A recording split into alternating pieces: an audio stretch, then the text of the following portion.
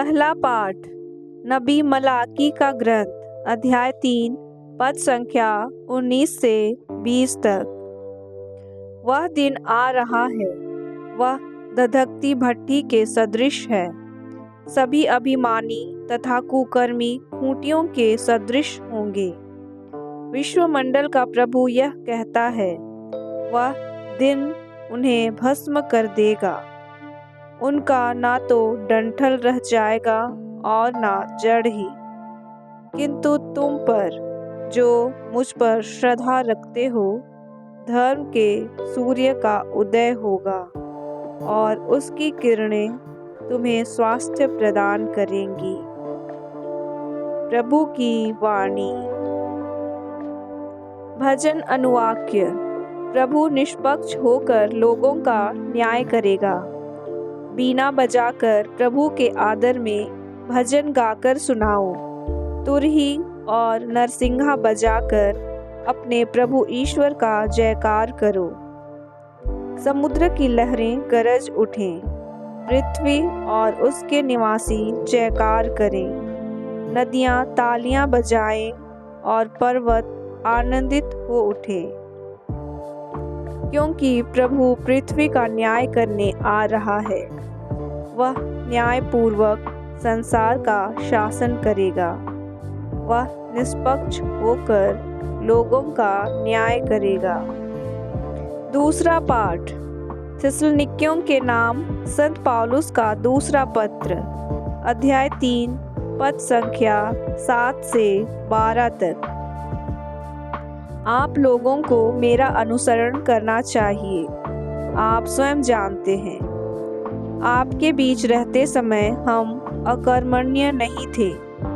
हमने किसी के यहाँ मुफ्त में रोटी नहीं खाई, बल्कि हम बड़े परिश्रम से रात दिन काम करते रहे, ताकि आप लोगों में से किसी के लिए भी भार ना बन जाएं। हमें इसका अधिकार नहीं था, ऐसी बात नहीं है, किंतु हम आपके सामने एक आदर्श रखना चाहते थे, जिसका आप अनुसरण कर सकें। आपके बीच रहते समय हमने आपको यह नियम दिया, जो काम करना नहीं चाहता उसे भोजन नहीं दिया जाए। अब हमारे सुनने में आता है कि आप में कुछ लोग आलस्य का जीवन बिताते हैं। वे स्वयं काम नहीं करते और दूसरों के काम में बाधा डालते हैं। हम ऐसे लोगों को प्रभु यीशु मसीह के नाम पर यह आदेश देते हैं और उनसे अनुरोध करते हैं कि वे चुपचाप काम करते रहें और अपनी कमाई की रोटी खाएं। प्रभु की वाणी। जय घोष। Hallelujah, hallelujah. जागते रहो और सब समय प्रार्थना करते रहो, जिससे तुम भरोसे के साथ मानव पुत्र के सामने खड़े होने के योग्य बन जाओ। हालेलुया। संत लूकस के अनुसार आज का पवित्र सुसमाचार अध्याय 21 पद संख्या 5 से 19 तक। कुछ लोग मंदिर के विषय में कह रहे थे कि वह सुंदर पत्थरों और बनौती के उपहारों से सजा हुआ है। इस पर यीशु ने कहा, वे दिन आ रहे हैं जब जो कुछ तुम देख रहे हो, उसका एक पत्थर भी दूसरे पत्थर पर नहीं पड़ा रहेगा, सब ढा दिया जाएगा। उन्होंने यीशु से पूछा, गुरुवर, यह कब होगा और किस चिन्ह से पता चलेगा कि यह पूरा होने को है? उन्होंने उत्तर दिया, सावधान रहो, कोई तुम्हें नहीं बहकाए, क्योंकि बहुत से लोग मेरा नाम लेकर आएंगे और कहेंगे, मैं वही हूँ, और वह समय आ गया है। उनके अनुयायी नहीं बनो। जब तुम युद्धों और क्रांतियों की चर्चा सुनोगे तो मत घबराना, पहले ऐसा हो जाना अनिवार्य है, परंतु यही अंत नहीं है। तब यीशु ने उनसे कहा, राष्ट्र के विरुद्ध राष्ट्र उठ खड़ा होगा और राज्य के विरुद्ध राज्य। भारी भूकंप होंगे, जहाँ तहाँ महामारी तथा अकाल पड़ेगा।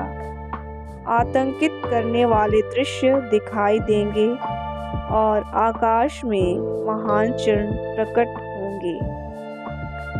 यह सब घटित होने के पूर्व लोग मेरे नाम के कारण तुम पर हाथ डालेंगे, तुम पर अत्याचार करेंगे, तुम्हें सभागृहों तथा बंदीगृहों के हवाले कर देंगे और राजाओं तथा शासकों के सामने खींच ले जाएंगे।